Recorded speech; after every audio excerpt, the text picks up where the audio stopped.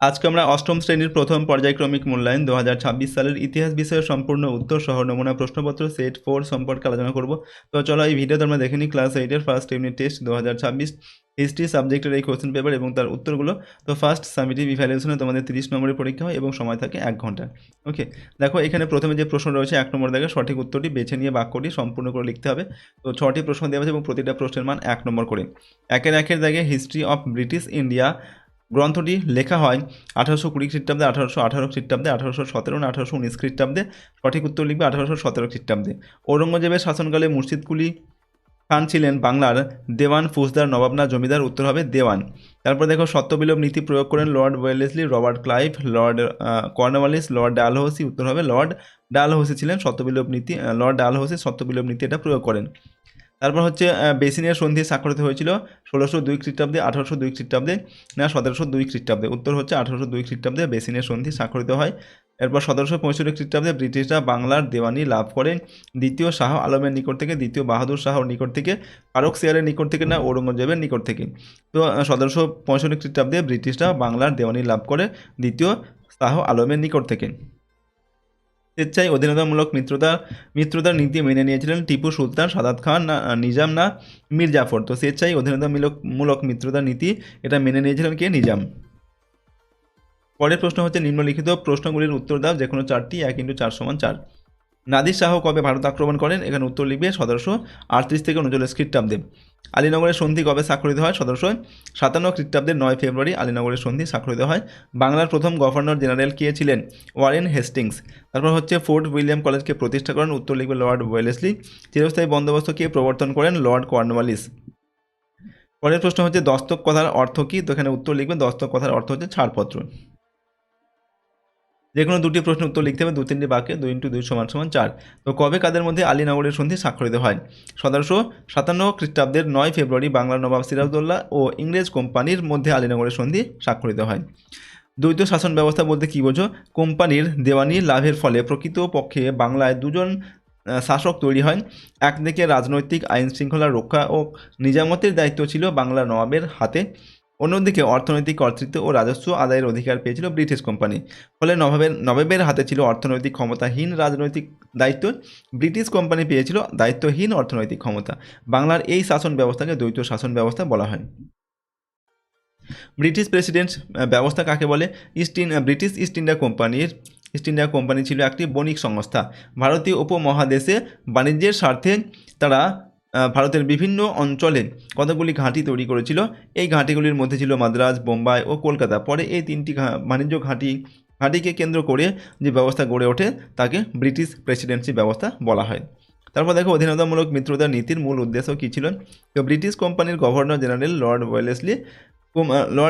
Wellesley কোম্পানির সাম্রাজ্য বিস্তারের উদ্দেশ্যে ভারতের দেশীয় রাজ্যগুলির স্বাধীনতা ও সার্বভৌমত্বে হস্তক্ষেপ করে তাদের অভ্যন্তরীণ বিষয়ে নিজেদের নিয়ন্ত্রণ প্রতিষ্ঠা করার এক নীতি প্রণয়ন করেন, যা ইতিহাসে অধীনতামূলক মিত্রতা নীতি নামে পরিচিত। হায়দ্রাবাদের নিজাম প্রথম অধীনতামূলক মিত্রতা নীতি গ্রহণ করেন। পরের প্রশ্ন 4 নম্বর থেকে যে কোনো 2টি প্রশ্নের উত্তর এখান থেকে লিখতে হবে 4-5টি বাক্যে। প্রশ্নের মান 3 নম্বর করে, 3 × 6 নম্বর দেওয়া আছে। 1 নম্বর থেকে ফারুক সিয়ার এর ফরমানের গুরুত্ব সম্পর্কে লেখো। তো ফারুক সিয়ার ফরমান মোতাবেক ব্রিটিশ ইস্ট ইন্ডিয়া কোম্পানিকে বাংলাদেশে কতগুলি বিশেষ বাণিজ্যিক অধিকার দেওয়া হয়েছিল বিনা শুল্কে। বছরে মাত্র 3,000 টাকার বিনিময়ে কোম্পানি বাংলায় বাণিজ্য করতে পারবে। কোম্পানি জাহাজের সঙ্গে অনুমতিপত্র থাকলেই সেই জাহাজ অবাধে বাণিজ্য করতে পারবে। বাংলার নবাবের মুর্শিদাবাদ টাকসাল প্রয়োজন মতো কোম্পানি ব্যবহার করতে পারবে। ফারুক সিয়ারের ফরমান বাংলায় ব্রিটিশ ইস্ট ইন্ডিয়া কোম্পানির অবাধ বাণিজ্যের পথ খুলে দিয়েছিল। পরেরটা হচ্ছে দেখো 4-এর 2 নম্বর চার্লস উডের প্রতিবেদনের বিষয়বস্তু সম্পর্কে লেখো। 1854 খ্রিস্টাব্দের জুলাই মাসে বোর্ড অফ কন্ট্রোলের সভাপতি চার্লস উড শিক্ষা সংক্রান্ত একটি প্রতিবেদন পেশ করেন, যা উডস ডেসপ্যাচ নামে পরিচিত। এই ডেসপ্যাচের মাধ্যমে ঔপনিবেশিক সরকারকে প্রাথমিক থেকে বিদ্যালয় স্তর পর্যন্ত একটি সুগঠিত শিক্ষা কাঠামো গড়ে তোলার পরামর্শ দেওয়া হয়। এই প্রতিবেদনের সুপারিশে কলকাতা, বোম্বাই ও মাদ্রাজে 3টি বিশ্ববিদ্যালয় গড়ে ওঠে। এরপর কোম্পানি শাসনে জরিপের ক্ষেত্রে রেনেল এর ভূমিকা কী ছিল? তো 1764 খ্রিস্টাব্দে বাংলার নদীপথগুলি জরিপ করেন জেমস রেনেল। 1767 খ্রিস্টাব্দে কোম্পানি ভারতের সার্ভেয়ার জেনারেল বা জরিপ বিভাগের প্রধান হিসাবে তাকে নিয়োগ করেন। বাংলা নদীপথগুলি জরিপ করে রেনেল মোট 16টি মানচিত্র তৈরি করেছিলেন। রেনেলের তত্ত্বাবধানে বাংলার নদী গতিপথের মানচিত্র বানানো হয়। এর ফলস্বরূপ দেওয়ানি লাভের পর রাজস্ব আদায়ের জন্য জমি জরিপের গুরুত্ব বৃদ্ধি পায়। তাহলে 4 নম্বর, ব্রিটিশ রেসিডেন্টদের কাজ কী ছিল? দেখো, ব্রিটিশ কোম্পানি নিজের ব্যবসায়িক স্বার্থ রক্ষা করার জন্য বিভিন্ন রাজদরবারে নিজেদের প্রতিনিধি রাখত। সেই প্রতিনিধিরা রেসিডেন্ট নামে পরিচিত ছিল। এর মাধ্যমে ভারতীয় উপমহাদেশে ব্রিটিশ কোম্পানির চূড়ান্ত ক্ষমতার রূপ পেয়েছিল।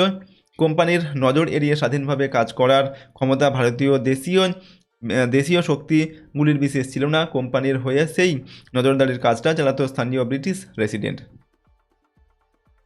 5 নম্বর থেকে যে কোনো দুটি প্রশ্নের উত্তর দাও। 8-10টি বাক্যে 5×2 = এখানে 10 নম্বর দেওয়া আছে। তো 5-1 প্রশ্ন, ভারতীয় পাশ্চাত্য শিক্ষা বিস্তারে লর্ড মেকলের শিক্ষা সংক্রান্ত প্রতিবেদনটি উল্লেখ করো। 1835 খ্রিস্টাব্দের 2 ফেব্রুয়ারি জেনারেল কমিটি অফ পাবলিক ইনস্ট্রাকশনের সভাপতি টমাস ব্যাবিংটন মেকলে ভারতবর্ষে শিক্ষার প্রসঙ্গে একটি প্রতিবেদন বা মিনিটস পেশ করেন। তাতে বলা হয়, ভারতবর্ষে ইংরেজি শিক্ষিত মধ্যবিত্ত শ্রেণী তৈরি করার ঔপনিবেশিকদের প্রধান উদ্দেশ্য হওয়া উচিত। তাই যে সমস্ত শিক্ষা প্রতিষ্ঠান ভারতীয় ভাষায় শিক্ষার চর্চা করবে তারা কোনো সরকারি অনুমোদন পাবে না। বাস্তবে মেকলের ধারণা ছিল ব্রিটিশরা জাতিগতভাবে উন্নত এবং তাদের হাত ধরেই ভারতীয় আধুনিকতা আসবে। তাই তিনি দেশীয় ভাষা চর্চাকে হেয় করেছিলেন।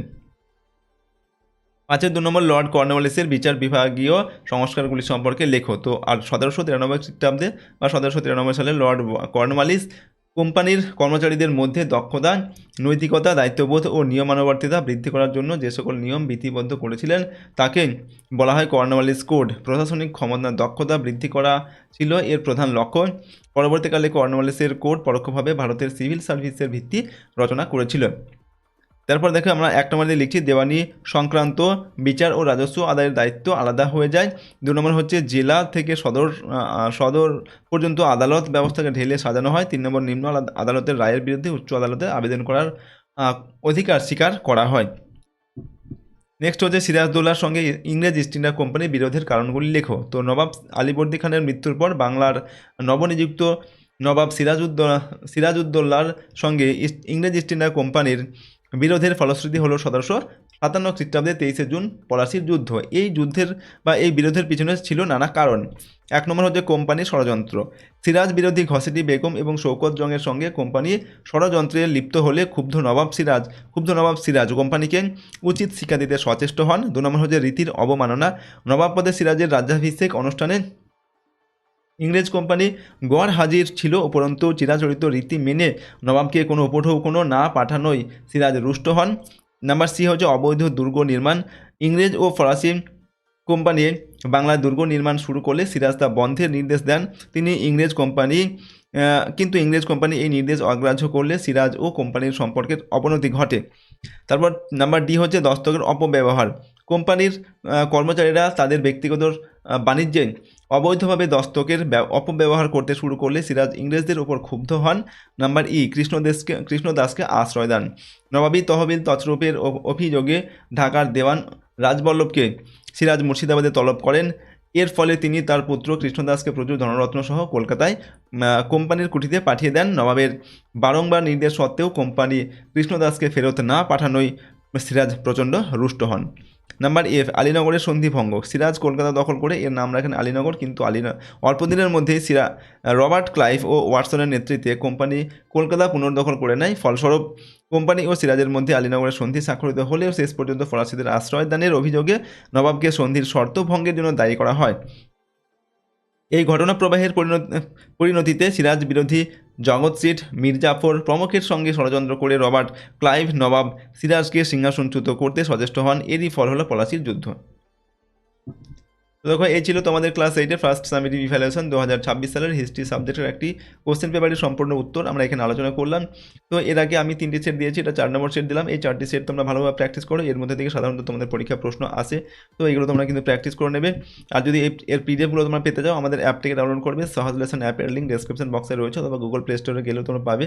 তো অ্যাপটিকে ডাউনলোড করে তোমাদের প্রথমে রেজিস্টার করে নিতে হবে, তারপর লগ ইন করবে, এবং লগ ইন করার পর তোমরা সেখানে অ্যাপের মধ্যে থেকে পেইড কোর্সগুলো চালিয়ে নিতে পারো। তাছাড়া সেখানে কিছু ফ্রি কোর্সও দেওয়া আছে, সেগুলো তোমরা সেখান থেকে ব্যবহার করতে পারো।